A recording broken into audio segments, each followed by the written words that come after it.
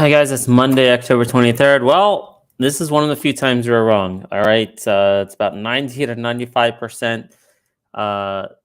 Actually, on the number one pick, we might end up being right. We'll see. On POWW, it's making a little comeback, but generally speaking, didn't have a great predictions today.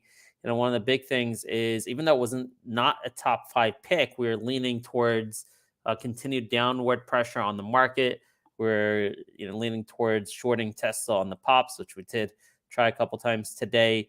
So definitely been off today. Very impressive comeback on QQQ over here right now, breaking above key resistance levels from Friday, which you can see right there. It was the high in the afternoon right there on Friday, and the low the previous day right there, right around 358.20 or so. Pretty impressive that it broke that and now peaking above the 205-minute moving average. So didn't expect this. So we got it wrong today as far as our individual stock picks go.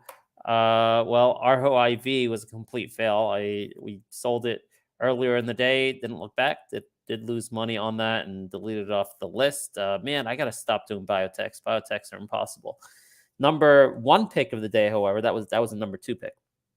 The number one pick of the day, I think, wasn't a POW. Yes, we ended up making it POWW. Okay, there was no specific catalyst this morning, just a continuation of fear of terrorism at home and people getting the gun stock. So this one not working out yet. It was around 270 at the open, and in pre-market when we did our show, 258 right now. So that's also not working out.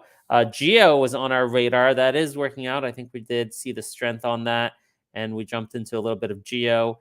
Bounce off 20 and 200-day moving averages. We mentioned the catalyst this morning about Hamas terrorists, the likelihood of them coming through the southern border. There's a bulletin out by San Diego Border Patrol, I believe it was, that's going around on social media. So that's helping GEO go up this morning. Quite honestly, I'm surprised Powell is not green today on that news as well.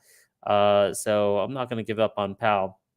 I'm still buying some Powell. Now, some other things we mentioned this morning, which, man, I should have made it like the number one pick, obviously, LNN. The reason I didn't, I was really fixated on the war.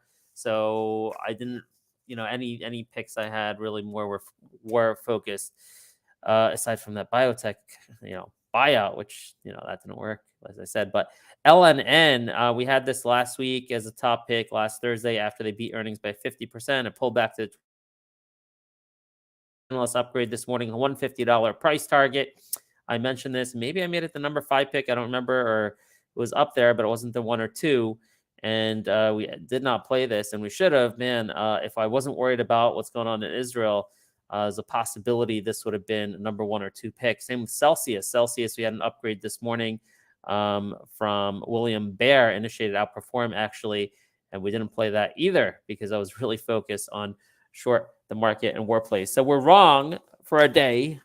I still believe things are going to spiral out of control in the Middle East, at least spread more regionally. And I think gun stocks and things like that are going to pick up here. So definitely we failed for today. The 1 in 10 times, or more like 1 in 15 times we've been wrong on the number one pick. Of course, that number one pick, Powell, you never know. It could turn green by this afternoon. I do want to point out Lockheed Martin, which, this also just went down, but let's see. Lockheed Martin, it's very close, man. It's got to break the high of last week. So 452.60 to 452.89, some 452.79. So 452.60 to 452.79. It really tried today. Didn't quite make it. If you break that, I think you're going right to the 200-day moving average, 456. A lot of the military equipment going in the Middle East, I've been looking them up each time I see something in the news, and a good majority of the time, they're manufactured by Lockheed Martin. So I really do like that. Something to have on your radar, maybe even have a swing position in throughout this war. That's LMT. All right. What else? NNDM with a little bit of news. Did I cover that in the morning show? I'm not sure if I did. Oh, you know why? No, it was on my radar. Didn't cover it on the morning show. It was something that came out. It was a massive options purchase. So this has been on our radar recently. because of the buybacks they're doing. They have like $1 billion in cash, market cap 700 million. Buyback just got approved, so that's why it moved Thursday, Friday. Then this morning, there was a massive volume in the 250 calls expiring this week, 8,000 contracts at 35 cents, 285 break even on those. So this has been on our radar. Possible continuation on this one. Yeah, I don't know. It's not something I think that'll be a top 5 even this afternoon, but just explaining to you what's going on there and the price action and the reason for it. All right. So, Exact Sciences, we did mention to you this morning, some positive data last night. And that's maybe making a move to the 20-day. But honestly, this doesn't even have anything to do with Exact Sciences at this point. It's just the market. It's just the market having this big move today, which honestly, I really don't think is going to last. Now, we do have big earnings starting tomorrow, so that can throw a wrinkle in everything. All right. Starting tomorrow, we have to watch what the big cap earnings say and what the read through will be on, individual commentary from companies, what the read through will be for the economy. So that's going to be really important to look at, and it can change things. It could change things, but I do believe whatever happens in Israel and the Mideast will overcome, whether good or bad.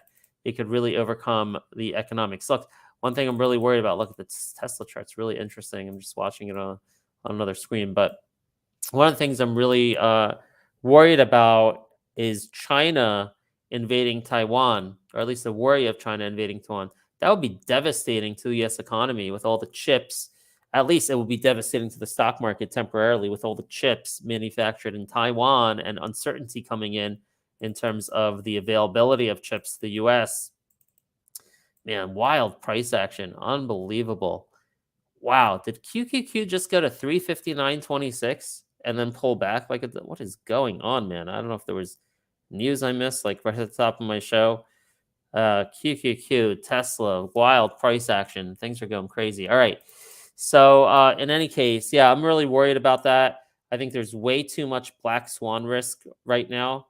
So I'm actually like in my retirement account, I'm starting to sell like every day. The last few days, I've been selling stock, moving at cash, buying some gold.